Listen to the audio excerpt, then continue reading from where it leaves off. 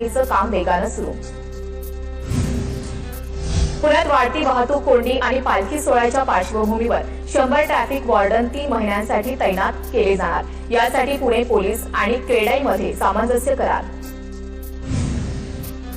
अंतर्गत रिंग रोडसाठी 55 कोटी निधीची तरतूद. 65 मीटर रुंदीच्या मार्गावर 17 पूल आणि 12 किलोमीटरचे बोगदे होणार. प्रत्यक्ष काम आणि प्राथमिक भूसंपादनासाठी 55 कोटी रुपयांची भांडवली तरतूद. पुरंदर विमानतळाच्या भूसंपादनाविरोधात शेतकरी न्यायालयामध्ये. पुरंदर विमानतळासाठी 40 हेक्टर जमिनीची संमती रखडली. 1175 हेक्टर जमिनीपैकी 1010 हेक्टर जमीन जिल्हा प्रशासनाच्या ताब्यात. पुणे महापालिकेच्या मिळकत कर विभागाकडून पहिल्या 3 महिन्यातच 1395 कोटी रुपयांचा टप्पा पार. 7,40,000हून अधिक मालमत्ता धारकांनी कर भरला. ऑनलाईन कर भरण्याला नागरिकांचा मोठा प्रतिसाद. MBA प्रवेशासाठी 9,000 विद्यार्थ्यांची नोंदणी.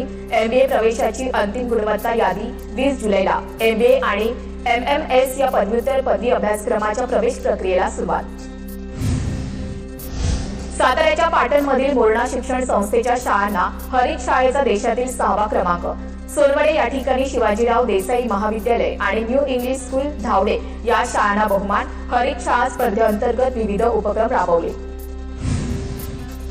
हडपसरच्या फुरसुंगी भागामध्ये व्यावसायिकाच्या गोदामाबाहेर गोळीबार करून खंडणीची मागणी करणारा अटकेत.